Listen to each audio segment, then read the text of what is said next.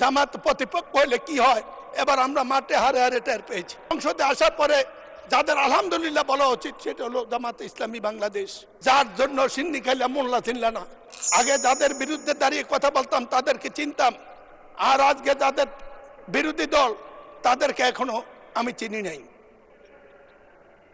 আমাদের নেতা তারেক রহমান বলেছিল কঠিন নির্বাচন, সেদিন অনেকে বুঝে নাই, আমি বুঝেছিলাম। পরে আমরা নির্বাচন করতে গিয়ে বুঝেছি কি কঠিন নির্বাচন পাশ করেছি।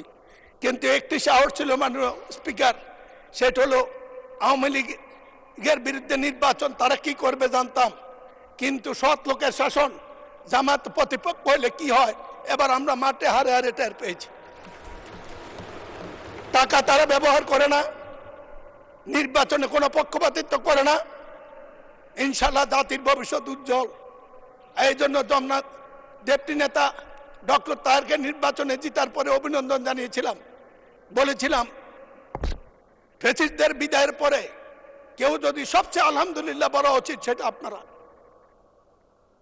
এই নির্বাচন সুষ্ঠুভাবে সংসদ বসার পরে এত সংকট নিয়ে সংসদে আসার পরে যাদের আলহামদুলিল্লাহ বলা উচিত সেটা হলো জামাত ইসলামী বাংলাদেশ।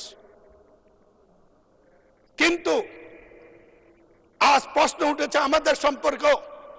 আমরা কিছু মুক্তিযোদ্ধা যারা জীবিত আছি তাদেরকে আজকে সমাজে প্রশ্ন করতে হয়। মুক্তিযুদ্ধ 24-এর যুদ্ধ, 24-এর যোদ্ধা এক কাতারে হলো ফ্যাসিস্টদের আমলে বিচারের নামে অন্যায় যদি হয়ে থাকে তারা কি এক কথা? আমি এই প্রশ্নটা মহান সংসদে রেখেই এই সম্পর্কে শুধু জামাতকে একটি কথা বলবো। স্বাধীনতার পরে বা এনসিপির নেতা কাল কত হয়েছিল, তাদেরকে বয়স কম হলেও শ্রদ্ধা করি, এই কারণে করি তারা সাহসী সন্তান, এই যুগের চাহিদা। একটি কথা মনে করবেন শ্রদ্ধা নেতৃবৃন্দ, স্বাধীনতার পরে একটু মেধাবী শ্রেণী এসেছিল, তারা গঠন করেছিল জাসদ। এই বাড়াবাড়ি করতে গিয়ে দেশ গেছে, জাতি গেছে, তারাও গেছে। আমরা যেন সবকিছু হজম করার তৌফিক দেয়।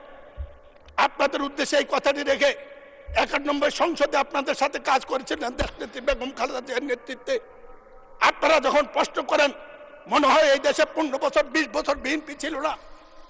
দেশনেত্রী বেগম খালেদা জিয়া জাতি, দেশ, মানুষের বিরোধী দলের অনেক বিরোধ অপেক্ষা করে জামাতের সাথে একসাথে কাজ করার জন্য আমরা অনেকে না চাইলেও বাধ্য করেছিল।